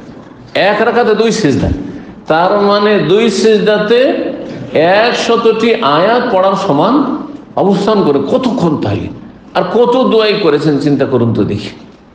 এটা হচ্ছে তাকাররুবের জন্য সালাত। আর তাড়াতাড়ি করে সেরে দিতে পারলাম সংখ্যা আমি, এটা হচ্ছে তাখাল্লুসের জন্য, মানে মুক্তি লাভ করা, জান ছাড়ানো, যে কোন রকম করে শেষ হয়েছে আমার নামাজ পড়া শেষ। তাখাল্লুসের জন্য পড়বেন না, তাকাররুবের জন্য পড়বেন। এই কথাটি আমি বিভিন্ন আলোচনাতে এর আগেও বলেছি। আল্লাহ তৌফিক দান করেন। এক একটি সেজদা করতেন এতক্ষণ ধরে, আনুমানিক কাদরা মা ইয়াকরা আহাদু 50, যতক্ষণ তোমাদের কাউকে 50 আয়াত পড়তে লাগে। কাবলা ইয়ারফা রাসু, সেজদা থেকে মাথা ওঠাবার আগেই 50টি আয়াত পড়া হয়ে যাবে। একজন 50টি আয়াত পড়ছে পাশে, আর সেজদা করছে সমান। ওয়ারকাউ রাকাতাইন ক্বাবলা সালাতিল ফজর, আর ফজরের সালাতের আগে 2 রাকাত সালাত আদায় করতেন। সুম্মা ইয়াজতাজিব আলা শিক্কিল আইমান, তারপরে মানে ফজরের 2 রাকাত সুন্নত রাতে বা পড়ে বা সুন্নতে মুআক্কাদা পড়ে ডান দিকে কাত হয়ে শুয়ে যেতেন। হাত্তা ইয়াতিয়াহুল মুনাদি লিস-সালাহ, যতক্ষণ পর্যন্ত সালাতের জন্য আহ্বানকারী তার কাছে চলে আসতো। বেলাল রাদিয়াল্লাহু তাআলা আনহু নবী সাল্লাল্লাহু আলাইহি ওয়াসাল্লাম হুজরার কিনারায় দরজার কাছে, আর বলতেন যে সালাত ইয়া রাসূলুল্লাহ, হে আল্লাহ রাসূল সাল্লাল্লাহু আলাইহি ওয়াসাল্লাম, সালাতের সময় হয়ে গেছে, নামাজের সময় হয়ে গেছে, ইকামতের সময় হয়ে গেছে। নবী সাল্লাল্লাহু আলাইহি ওয়াসাল্লামের অন্তর জেগে থাকতো, ঘুমাতো না, শুধু চোখ ঘুমাতো। সেই জন্য নবী সাল্লাল্লাহু আলাইহি ওয়াসাল্লাম গভীর ঘুমেও থেকেছেন, আর তারপরে বিনা উযু আর উযু নবায়ন না করে সালাত শুরু করেছেন। কিন্তু আপনার যদি গভীর ঘুম হয়, গভীর ঘুমের মাপকাঠি হচ্ছে যে আশেপাশে এই যে 5-7 মিনিট ঘুমাচ্ছিলাম, কি হইলো বা কে কি বলছিল আমার খোঁজ নেই, তাহলে খুব সম্ভাবনা রয়েছে যদি বায়ু নির্গত হয়ে যায়, এর সম্ভাবনা রয়েছে। সেই জন্য ধরে নিতে হবে যে আপনার এই নিদ্রায় উযু নষ্ট। জি, উযু করে নেবেন অন্য লোকদের ক্ষেত্রে, কিন্তু নবী সাল্লাল্লাহু আলাইহি ওয়াসাল্লামের ক্ষেত্রে সেটি প্রযোজ্য না। 4 নম্বর অধ্যায় বলছে বাবু তারকিল মারিদ বাবু তারকিল কিয়ামুল মারিদ, অসুস্থ ব্যক্তি তাহাজ্জুদ ছেড়ে দিতে পারে। তাহাজ্জুদ পড়ায় অভ্যস্ত, কিন্তু অসুস্থ হয়েছে, মাঝে মাঝে তাহাজ্জুদ ছেড়ে দেন, কোনো দোষের কথা নাই। এই তাহাজ্জুদের সম্পর্কে আমাদের দেশের অনেকের এই ভুল ধারণা আছে বিভিন্ন। তার মধ্যে একটি ভুল ধারণা, তাহাজ্জুদ শুরু করে দিলে মোটেই গ্যাপ দেওয়া যাবে না, ছাড়া যাবে না। একেবারে ভুল কথা। যে কোনো, শুধু তাহাজ্জুদ না, যে কোনো নফল সুন্নাত ইবাদত বন্দেগীর ক্ষেত্রে কন্টিনিউ করা উত্তম। হাদিস, প্রসিদ্ধ হাদিস বারবার এসছে বুখারীতে আর আসবে, আহাব্বুল আমালি ইলাল্লাহি আদওয়ামুহা, আল্লাহর কাছে সবচেয়ে প্রিয় আমল হচ্ছে স্থায়ী আমল, ওয়াইন কাল্লা, যদিও পরিমাণ কম হোক। সেটা শুধু তাহাজ্জুদের ক্ষেত্রে নয়। যেমন দিনের রাত্রে 10-12 রাকাত যে সুন্নাত রাতে বা পড়েন, নিয়মিত পড়েন।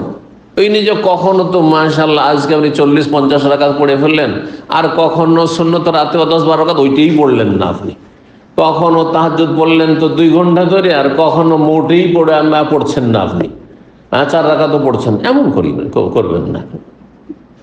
জায়েজ আপ ডাউন করা, কিন্তু উত্তম হচ্ছে অল্প হলেও নিয়মিত করে যাও। এইরকম সিয়াম পালন যারা করছেন তারা মাঝে মধ্যে রাখেন। এই নয় যে যখন শুরু করলেন সোমবার, বৃহস্পতিবার, আইয়ামে বীজ, রোজা রোজা রোজা রোজা শুরু করে দিলেন, আর তারপরের মাসে গিয়ে একটিও নেই, এমন করিয়েন না। এমন করাটা ভালো না। তবে জায়েজ আছে, কর্মব্যস্ততার কারণে এখন আর পারছি না, দিন বড় হয়ে গেছে, আর মেহনতের কাজ করতে হচ্ছে, সুতরাং পারি না। যখন ফিরেছিলাম, ডিউটি ছিল না, করেছি, কোনো অসুবিধা নেই, জায়েজ আছে। উত্তম এক কথায় আর কি, যে কোনো নফল আমল কন্টিনিউ করা। তো অসুস্থতার কারণে বা অসুস্থ ব্যক্তির তাহাজ্জুদ ছেড়ে দেওয়ার প্রমাণ রয়েছে। 1124 নম্বর হাদিস আসওয়াদ তাবি বর্ণনা করেছেন, কালা সামিয়াত জুনদুব রাদিয়াল্লাহু তাআলা আনহুর কাছে বলতে শুনেছি, ইশতাকান নবী সাল্লাল্লাহু আলাইহি ওয়াসাল্লাম, নবী সাল্লাল্লাহু আলাইহি ওয়াসাল্লাম একবার অসুস্থ হয়ে পড়েছিলেন, মাঝে মাঝে অসুস্থ হতেন মানুষ হিসেবে। ফালাম ইয়াকুম লাইলাতান আও লাইলাতাইন, সুতরাং এই অসুস্থতার কারণে 1 অথবা 2 রাত তিনি তাহাজ্জুদ পড়তে পারেননি। কেউ যদি অসুস্থ থাকলে আসলে ইবাদত বন্দেগীতে মন লাগে না। কিন্তু দুর্বল ইমানের লোকেরা অসুস্থ হইলে আল্লাহকে বেশি ডাকে না। যাদের ঈমান মজবুত তারা সুস্থতাকে বড় নিয়ামত মনে করবে, যে আল্লাহ সুযোগ দিয়েছেন, সুস্থ আছে, এখন বেশি করে ইবাদত বন্দেগী করে নি। অসুস্থ অবস্থায় মন চাইছে যে আমি করব কিছু, কিন্তু করতে মন লাগবে না, পারবেন না, পেরে উঠবেন না, হয়তো মানসিক দিক থেকে দুর্বল হয়ে পড়েছেন, শারীরিক দিক থেকে দুর্বল হয়ে পড়েছেন। জি, সুতরাং যতক্ষণ পর্যন্ত আল্লাহ সুস্থতা দিয়েছেন এর মূল্যায়ন করুন, আল্লাহ তৌফিক দান করেন। 1125 নম্বর হাদিস মনে করছেন জুনদুব বিন আব্দুল কালা, ইহতাবাসা জিবরিল আলাইহিস সালাতু ওয়াস সালাম, জিবরাইল আলাইহিস সালাম একবার আসা বন্ধ করে দিলেন, কয়েকদিন আর আসছেন না। আনিন নবী সাল্লাল্লাহু আলাইহি ওয়াসাল্লামের কাছে, ফাকালাত ইমরাতুন মিন কুরাইশ, কুরাইশের জনৈক কাফেরা মহিলা, এই হাম্মালাতুল হাতাব, জি, লাকড়ি বহনকারিনী এই মহিলা আবু লাহাবের স্ত্রী ছিল এবং আবু সুফিয়ানের বোন, নাম ছিল তার উম্মে জামিল বিনতে হারব। আবু সুফিয়ানের বাপের নাম ছিল হারব, আবু সুফিয়ান বিন হারব বিন উমাইয়া। তো এই উম্মে জামিল এই মহিলা নবী সাল্লাল্লাহু আলাইহি ওয়াসাল্লামের আত্মীয় হিসাবে কে ছিল? চাচি। প্রতিবেশী যদি ভালো হয় তো খুব ভালো, আর প্রতিবেশী যদি খারাপ হয়, কষ্ট দেয়, তাহলে ওর চাইতে কষ্ট বেশি আর কিছু নেই। আর আত্মীয় প্রতিবেশী যদি হয় তো আরো বেশি কষ্ট।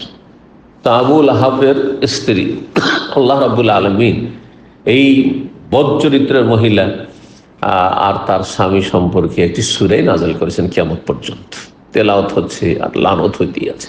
তাব্বাত ইয়াদা আবি লাহাব ওয়া তাব মা আগনা আনহু মালুহু মা কাসাব সায়াসলা নারান যাতাল লাহাব ওয়া ইমরাতুহু, তার স্ত্রীও হাম্মালাতুল হাতাব, লকড়ি কুড়ানি। হাম্মালাতুল হাতাব মানে লকড়ি কুড়ানি, যে লকড়ি কুড়িয়ে আল্লাহ তাকে এই নাম দিয়েছে। এই কুরাইশের এই মহিলার যখন দেখছে জিবরাইল পাশেই বাড়ি নবী সাল্লাল্লাহু আলাইহি ওয়াসাল্লামের, জিবরাইল কখন আসছে, ওহী আসছে, সব খবর রাখে, বাড়ির খবর সব রাখে, অতি বেশি সবই খবর রাখতে পারে। তো কয়েকদিন যখন আসেননি জিবরাইল আলাইহিস সালাম, নবী সাল্লাল্লাহু আলাইহি ওয়াসাল্লাম হয়তো কাউকে বলেছেন যে আমি ঠিক আছে বলে দেবো ওহী আসলে, ওহীর অপেক্ষা আছেন, কিন্তু ওহী আসছে না। তখন সেই মহিলা খারাপ মন্তব্য করেছিল, আবতা আলাইহি শায়তানুহু নাউযুবিল্লাহ, এই মুহাম্মদ সাল্লাল্লাহু আলাইহি সাল্লামের শয়তান আসতে বিলম্ব করে দিয়েছে। অন্য রিওয়ায়াতে রয়েছে যে মুহাম্মদ সাল্লাল্লাহু আলাইহি সাল্লামকে তার শয়তান ছেড়ে দিয়েছে, তার সাথে মনোমালিন্য হয়ে গেছে, দুশমনী হয়ে গেছে। আল্লাহ তার খণ্ডন করে সূরা দোহা নাযিল করলেন, ফানাজালাত ওয়াদ-দুহা ওয়াল-লাইলি ইযা সাজা মা ওয়াদ্দাকা রাব্বুকা মা ক্বালা, মা ওয়াদ্দাকা রাব্বুকা মা ক্বালা, তোমার রব তোমাকে ছেড়েও দেননি, ওমা ক্বালা, আর তোমার রব তোমাকে ঘৃণাও করেন না, বরং তোমাকে ভালোবাসেন। বরং সেসব কাফেরাকে আল্লাহ রাব্বুল আলামিন ঘৃণা করেন এবং তাদেরকে পরিত্যাগ করেছেন, তাদের উপর লানত অভিসম্পাত রয়েছে। মা ওয়াদ্দাকা রাব্বুকা মা ক্বালা, সূরা দোহা। 5 নম্বর অধ্যায় বাবু তাহরিজুন নবী সাল্লাল্লাহু আলাইহি ওয়াসাল্লাম আলা কিয়ামিল লাইল। এই অধ্যায় হচ্ছে তাহাজ্জুদের জন্য নবী সাল্লাল্লাহু আলাইহি ওয়াসাল্লামের উৎসাহিত করা সাহাবায়ে কেরামদেরকে। ওয়ান নওয়াফিল, নফলের জন্য, মিন গায়রে ইজাব, কিন্তু ফরজ অজেব করে দেওয়া নাই, আবশ্যক করে দেওয়া নাই। আপনি স্ত্রী, ছেলে মেয়ে আছে, বা নিকট আত্মীয় আছে, অথবা পরিচিত বন্ধু মহল আছে, দিনী সার্কেলে যারা আছে, বা এমনি যাদের সাথে পরিচয় আছে, তাদেরকে আপনি সুন্নত নফল ইবাদত বন্দেগীর জন্য আপনি উৎসাহিত করবেন, কিন্তু কারো চাপ সৃষ্টি করবেন না। বিশেষ করে মানুষ স্ত্রীর উপর চাপ সৃষ্টি করে, নিজে তাহাজ্জুদ গুজার হয়েছে, এখন স্ত্রী তাহাজ্জুদ পড়িয়েই ছাড়ে, এই ভাই তার জন্য হয়তো সম্ভব নয়।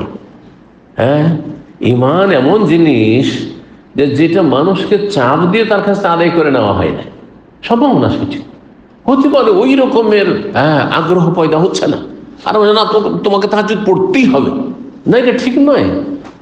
ছেলে মেয়েদের তোমাকে তাহাজ্জুদ ধরতেই হবে। চিন্তা করুন তো, আপনি কত বছর বয়সে নামাজ ধরেছেন?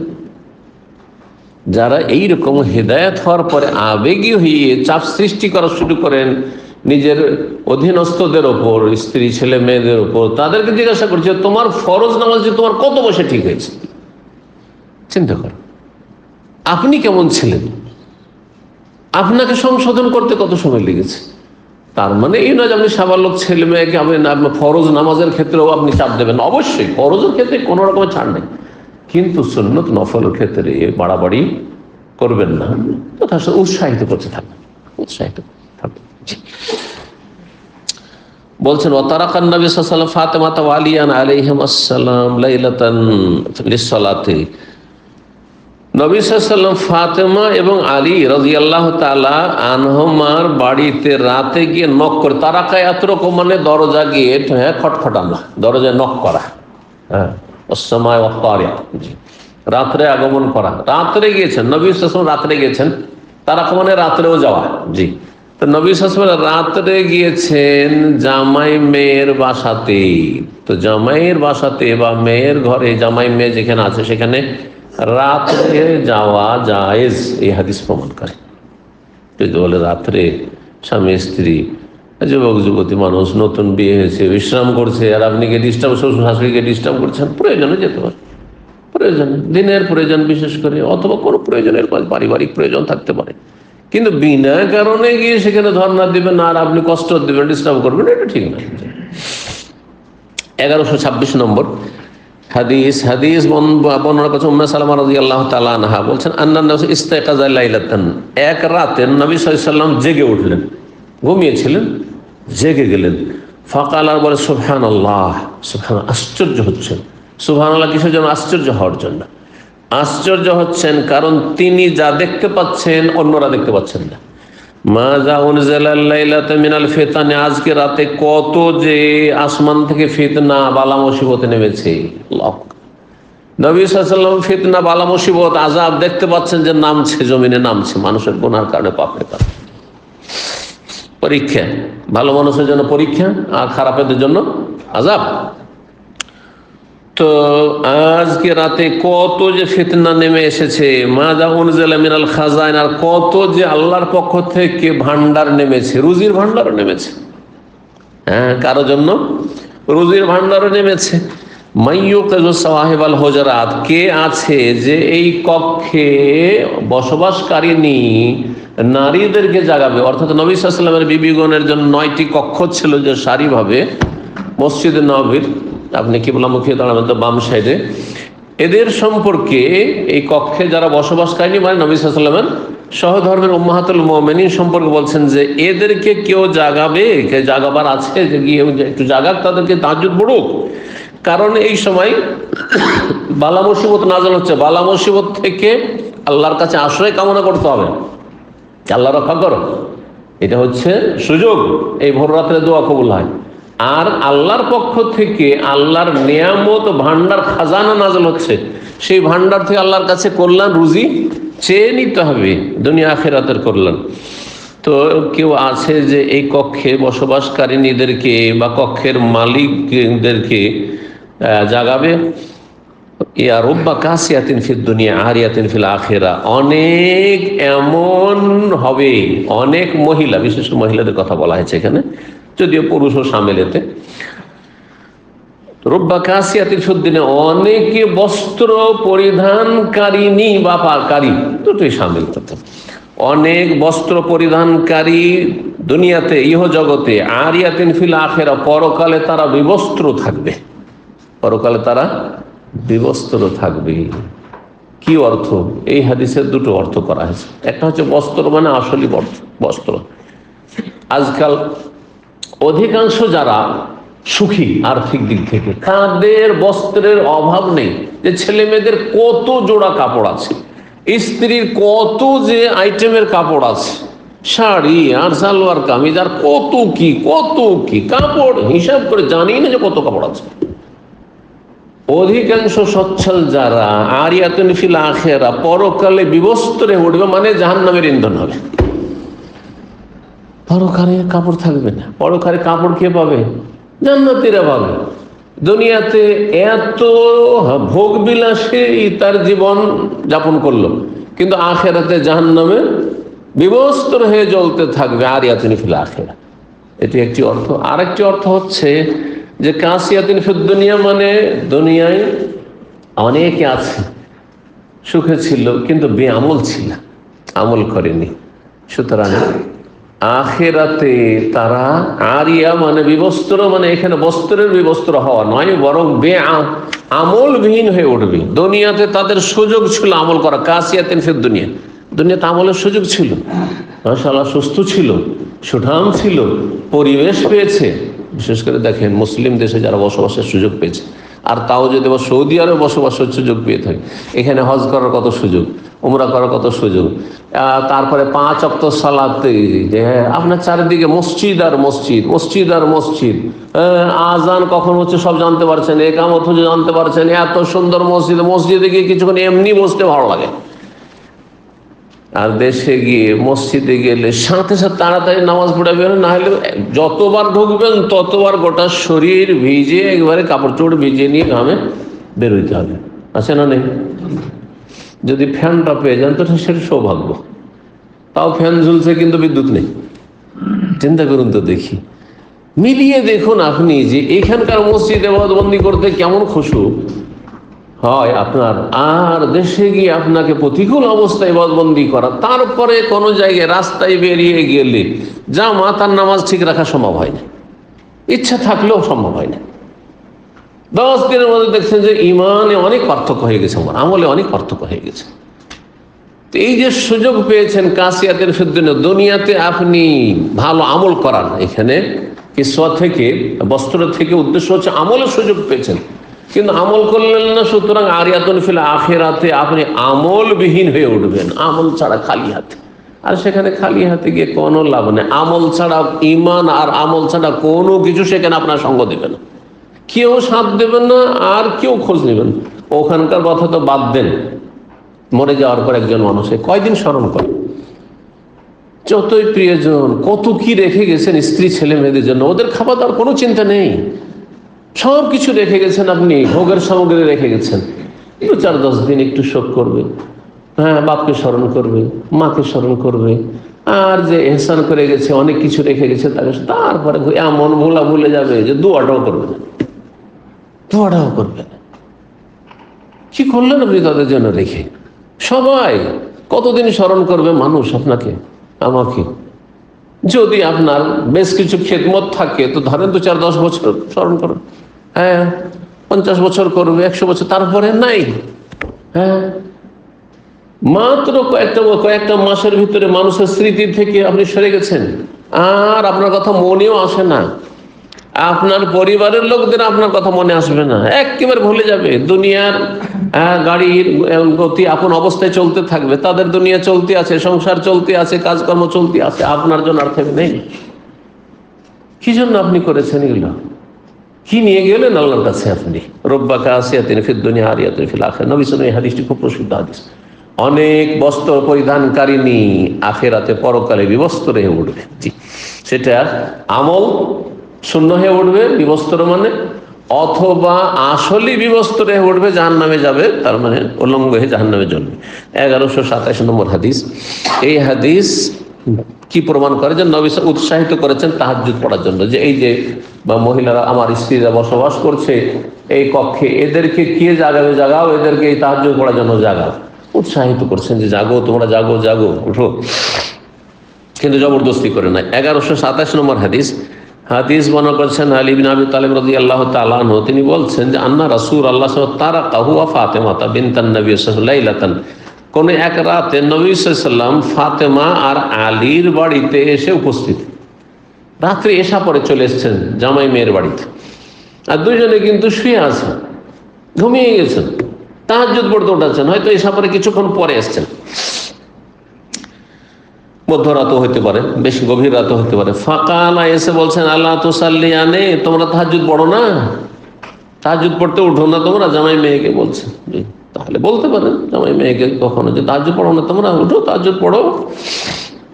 ফাকুলতু ইয়া রাসূলুল্লাহ, আলী রাদিয়াল্লাহু তাআলা আনহু যুবক মানুষ, নতুন বিয়ে শাদী করেছেন, আর উঠতে পারেননি, হয়তো ফজর হইতে যাচ্ছে, এটাও হইতে পারে, তো উঠতে পারেননি তো যাক, চুপ থেকে যেতেন।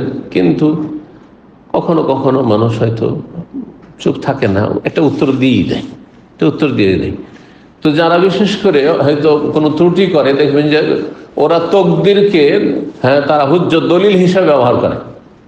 হ্যাঁ, তকদিরকে দলিল হিসাবে ব্যবহার, তকদিরকে দলিল হিসাবে অগ্রিম ব্যবহার করা যাবে না, ফর্মুলাটা শুনে নেন। কিন্তু কোনো দুর্ঘটনা ঘটে যাওয়ার পরে তখন তকদির কথা বলতে পারবেন। ধরেন আপনি এখান থেকে মক্কা যাচ্ছিলেন বা রিয়াদ যাচ্ছিলেন, কোনো জায়গায় যাচ্ছিলেন, আর গাড়ি অ্যাক্সিডেন্ট হয়ে গেল, অ্যাক্সিডেন্ট হয়েই গেল, ক্ষয়ক্ষতি যা হওয়ার হয়ে গেল, গাড়ি গেল, অথবা নিজের কিছু ক্ষয়ক্ষতি হলো শারীরিক। তারপরে কেউ যদি আপনাকে তিরস্কার করে, তুই কি কাজে গিয়েছিলে, ফালতু, না গেলে হতো না, তো বলছে এটাই তকদিরে ছিল, তখন তকদিরের কথা বলে, এটা ঠিক আছে। ঘটে যাওয়ার পরে তকদিরের কথা বলবেন, কিন্তু আগে থেকেই বলবেন যে তকদিরে যদি থাকে জান্নাত তো পেয়ে যাবো। হ্যাঁ, তকদিরে থাকলে আমি তাহাজ্জুদ গুজার হয়ে যাব না, তাহাজ্জুদ পড়ার চেষ্টা করেন। তকদিরের কথা আগে বলবেন যে তকদিরে নেই সেই জন্য আমি তাহাজ্জুদ পড়তে পারলাম না, তকদিরে নেই সেই জন্য আমি হজ উমরা করতে পারলাম না, সৌদি আরব আসলাম, এটা বলবেন না। চেষ্টা করেন আপনি, কারণ এখনো সুযোগ আছে। কিন্তু আল্লাহ না করে, যখন আপনি তাহাজ্জুদে উঠবেন, নিয়ত রেখেছেন, কিন্তু ফজর আজান হয়ে উঠতে পারলেন না, তারপরে কেউ যদি আপনাকে তিরস্কার করে, কি ব্যাপার তাহাজ্জুদ পড়লেন না যে, কি করবো, এটাই তকদিরে ছিল, হ্যাঁ, তখন ঠিক আছে। দেশে চলে যেতে হলো, আসলেন নতুন, অনেকে ভিসায় আসছেন, আসার পরে কেউ উমরাও করতে পারলেন, হজ তো করতেই পারলেন না, এটা সুযোগই পেলেন না, ওই রকম পয়সাই হলো না। অনেকে আবার অলস, 10 বছর আছে, অনেক পয়সা পাঠিয়েছে কিন্তু হজ করেনি, তাদের ক্ষেত্রে এটি না। চলে গেলেন, নসিবে নাই এখানে থাকা, তখন বলবেন যে আমার ভাগ্যে নাই, এটাই ছিল আমার ভাগ্যে, তখন তকদিরের কথা বলেন। যেমন আদম আলাইহিস সালাম আর মুসা আলাইহিস সালামের তর্কে কে জিতেছিলেন? হ্যাঁ, কে জিতেছিলেন বলে গেছেন কাহিনী?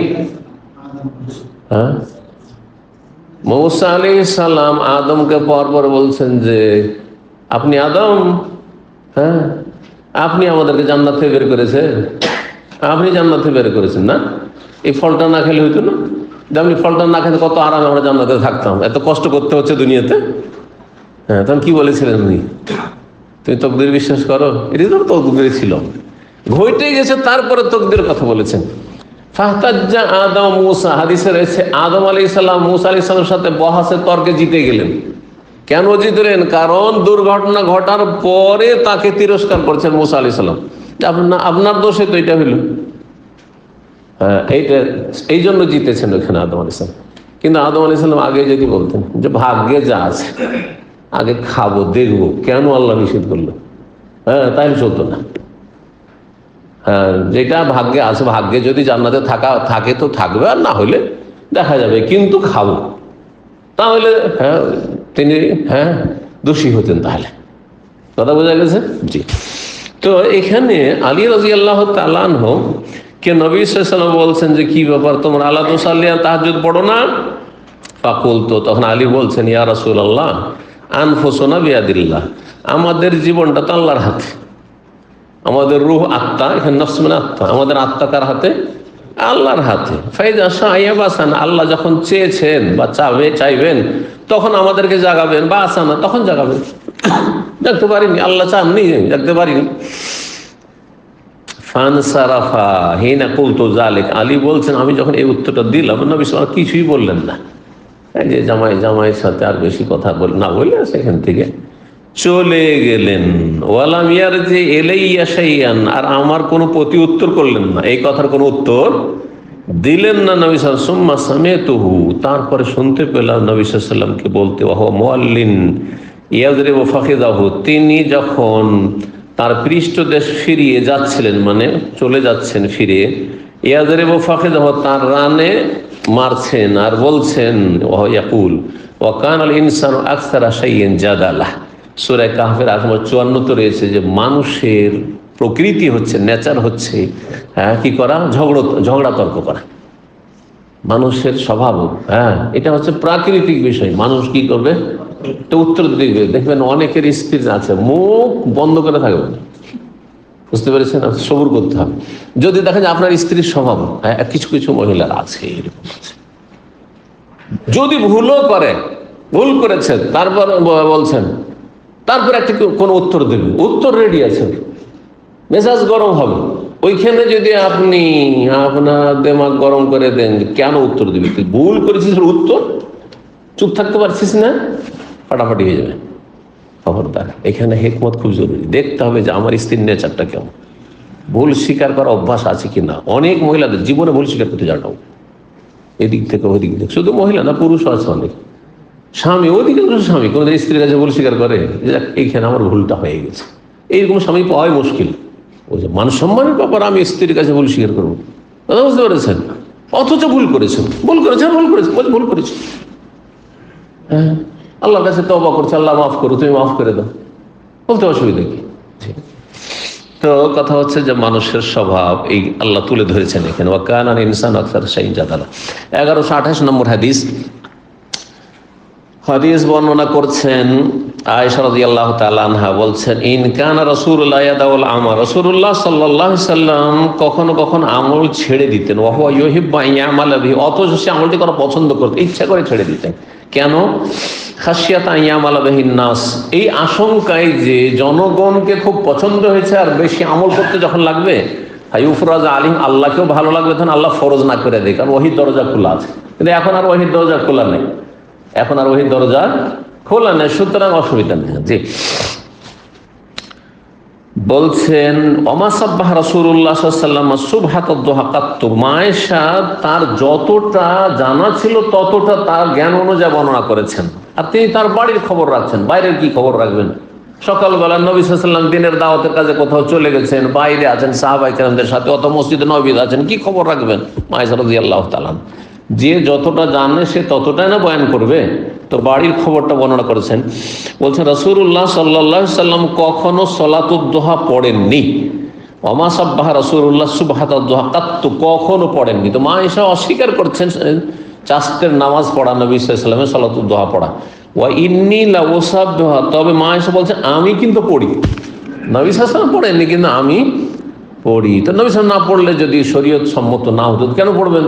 তার জানা আছে, কিন্তু নবী সাল্লাল্লাহু আলাইহি ওয়াসাল্লাম তার বাড়িতে পড়েননি, হয়তো ব্যস্ততা, বা পড়েই চলে এসছেন হয়তো, বা কখনো পড়েননি, নিয়মিত পড়তেন না নবী সাল্লাল্লাহু আলাইহি ওয়াসাল্লাম। আর সালাতুদ দুহা নিয়মিত পড়তে এমন কিছু নেই, মাঝে মাঝে ছাড়াটাও সুন্নাত। কারণ সালাতুদ দুহা সম্পর্কে বিভিন্ন রকম হাদিস সবগুলি যদি মিলিয়ে দেখেন তো সালাতুদ দুহা যারা তাহাজ্জুদ পড়ে তাদের ক্ষেত্রে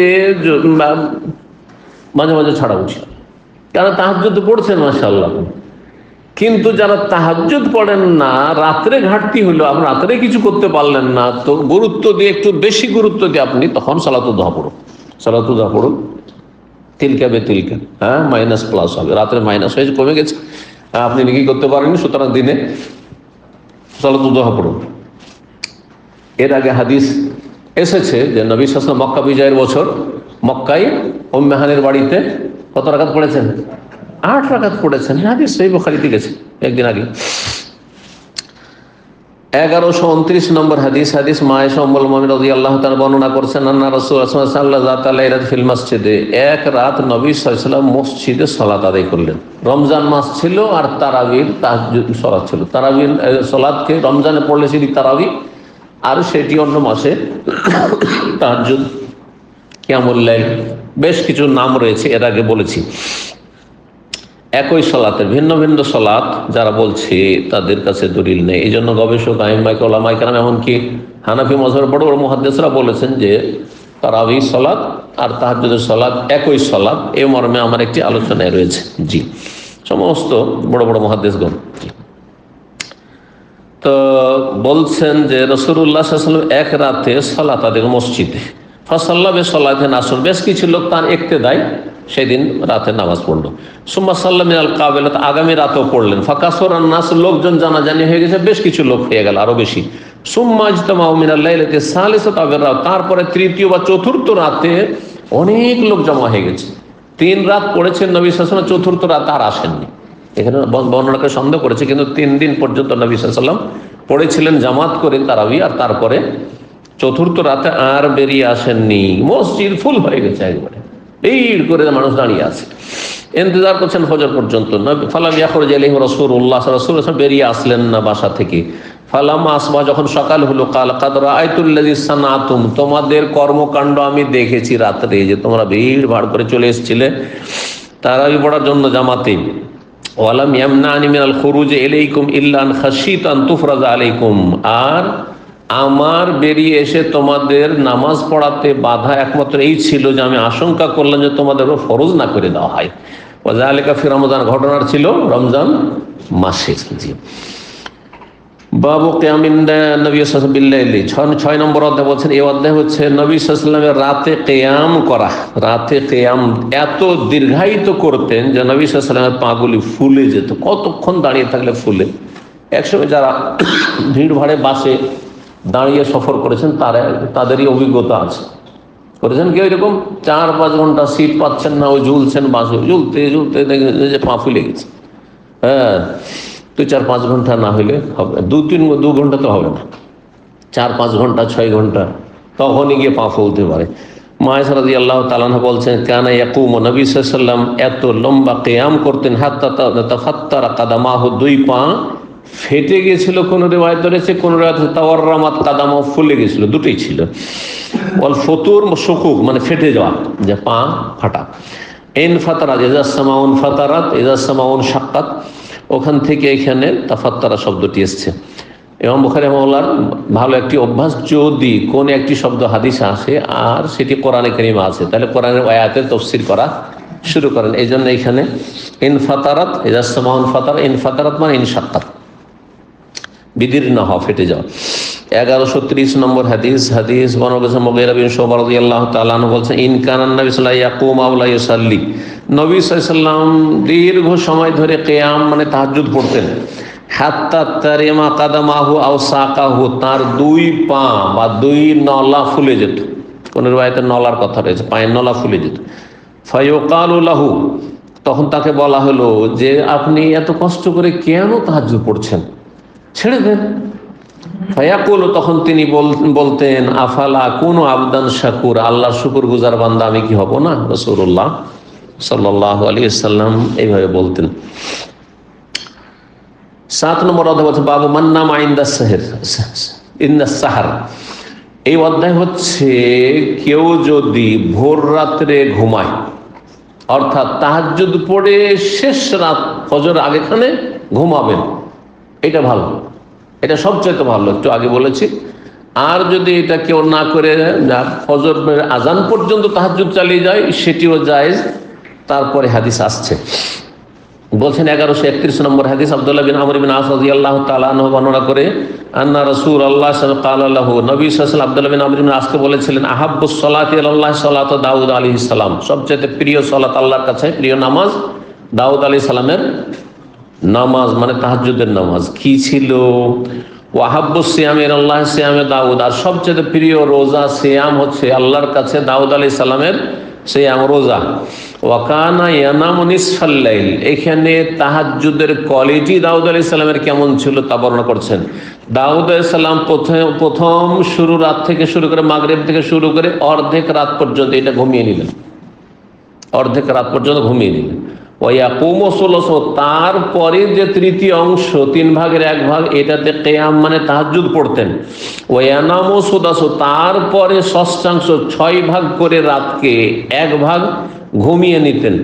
ওয়াসুমু ইয়াওমান, আর রোজার ক্ষেত্রে একদিন রোজা রাখতেন নফল, ওয়াইফতির ইয়াওমান, আর পরের দিন পানাহার করতেন, মানে 6 মাস রোজা আর 6 মাস ইফতার, এরকম করতেন। জি, তো রাত মাগরিব থেকে শুরু হয় আর ফজর আজান পর্যন্ত, একটু হিসাব করে দেখি আমরা, তাহলে সদস্য বের করতে পারবেন। জি, গোটা রাত, তাহলে অর্ধেক, তৃতীয় অংশ আর ষষ্ঠ অংশ মিলে গোটা রাত। মাগরিব ধরেন আজকাল কয়টায়, 5:30 ধরে নেন, 5:30 থেকে ধরি, 5 মিনিট এদিক ওদিক। জি, কারণ আমরা এখানকারই হিসাবই ধরতে হবে, জরুরি না, একটু রিয়াজের হিসাব ধরে, মক্কার হিসাব। জি, 6টা করলে মক্কার হিসাব ধরে না। যে তো ধরেন সন্ধ্যা হচ্ছে, ধরেন মক্কাই ধরি 6টা ধরে নিলাম, আনুমানিক হবে। তো এই 6টা থেকে শুরু করে ফজর, এখানে হচ্ছে মক্কায় 5টে। তো এই 6টা থেকে নিয়ে 5টা পর্যন্ত কত ঘন্টা? 11 ঘন্টা। 11 ঘন্টাকে 2 ভাগ করে অর্ধেক, তাহলে 5.5, 6টা থেকে 6, 7, 8, 9, 10, 11, 11.5। 11.5 থেকে শুরু করে আপনার ফজর আজান কয়টা বললাম? 5টা। এই পর্যন্ত আর কয় ঘন্টা বাঁচে তাহলে? আর 5.5 ঘন্টা। 5.5 ঘন্টা। এখন রাতকে 3 ভাগ করেন, টোটাল কয় ঘন্টা ছিল? 11 ছিল না? 11 ঘন্টাকে 3 ভাগ করেন, তো 3 তিরিকে 9, 4.25 ঘন্টা। 4.25 ঘন্টা, তাহলে 4.25 ঘন্টা তাহাজ্জুদ। দাউদ আলাইহিস সালাম তাহাজ্জুদ হচ্ছে 4.25 ঘন্টা তাহাজ্জুদ। তাহলে 11:30 থেকে শুরু করে 4.25 ঘন্টা, 11:30, 12:30, 1:30, 1:30, 2:30, তারপরে 3:15, কত হবে? 3:15 পর্যন্ত হবে মনে হয়।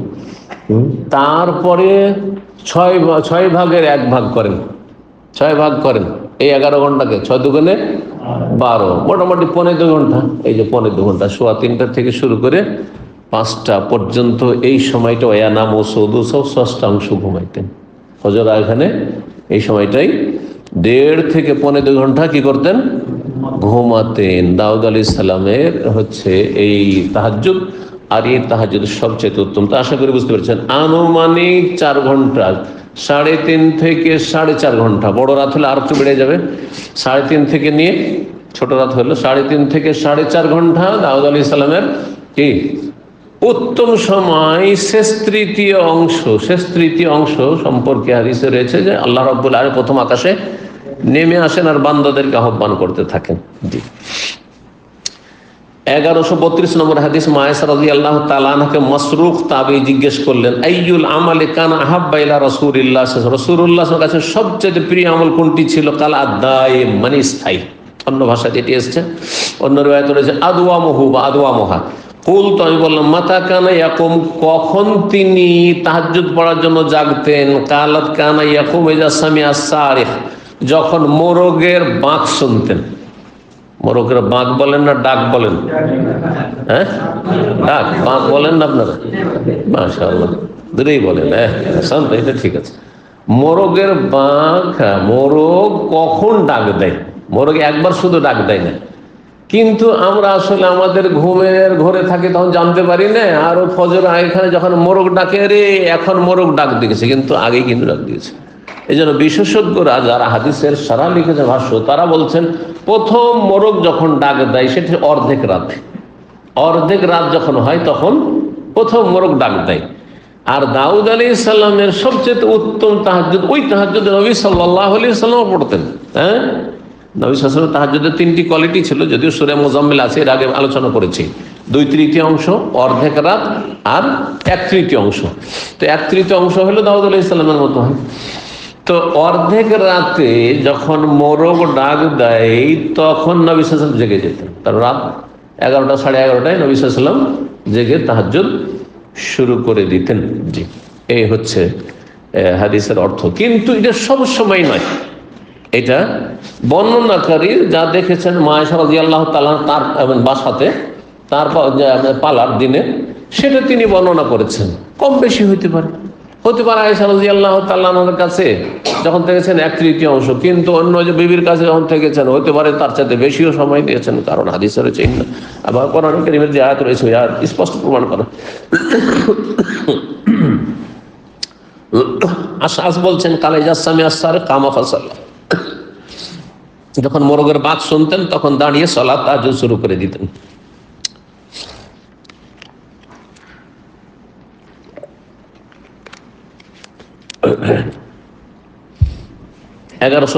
নম্বর হাদিস বর্ণনা করছেন আয়েশা রাদিয়াল্লাহু তাআলা আনহা। তিনি বলছেন মাল ফাহুস সাহর ইনদি ইল্লা নাইমান, নবী সাল্লাল্লাহু আলাইহি সাল্লাম ভোর রাত্রে আমার কাছে ঘুমন্ত অবস্থায় তিনি থেকেছেন, ভোর রাতে ঘুমিয়ে থেকেছেন। এর অর্থটা কি? অর্থাৎ নবী সাল্লাল্লাহু আলাইহি ওয়াসাল্লাম সম্পর্কে তিনি বলছেন যে ভোর রাতে সাহারের সময়, সাহার মানে ভোর রাত একবার সাহারি খাওয়ার সময়, যে সময়টা অর্থাৎ ফজর আজানের 1-8 ঘন্টা আগে, এই সময়টা হচ্ছে সাহার, ভোর রাত। তো ভোর রাত্রে নবী সাল্লাল্লাহু আলাইহি ওয়াসাল্লাম আমার কাছে ঘুমিয়েই থেকেছেন সাধারণত, অর্থাৎ তার আগেই তিনি তাহাজ্জুদ পড়ে নিয়েছেন। এর মানে এই নয় ভোর রাতেই যদি ঘুমিয়ে থাকেন আর তার আগেও তাহাজ্জুদ পড়ে তো তাহাজ্জুদ পড়তেন না নবী সাল্লাল্লাহু আলাইহি ওয়াসাল্লাম। তো নবী সাল্লাল্লাহু আলাইহি ওয়াসাল্লাম ভোর রাতে যে শেষে 1-1.5 ঘন্টা ওই সময়টা কি করতেন? ঘুমিয়ে নিতেন। আরেকটি হাদিসের সাথে লাগান, গত দার্সে যে হাদিসটি এসছে, নবী সাল্লাল্লাহু আলাইহি ওয়াসাল্লাম তাহাজ্জুদ পড়ার পরে দেখতেন যে আমি জেগে আছি কিনা। যদি জেগে থাকতাম তাহলে কি করতেন? তাহাদ্দাস আমার সাথে একটু গল্প করতেন, স্বামী স্ত্রী গল্প করতেন।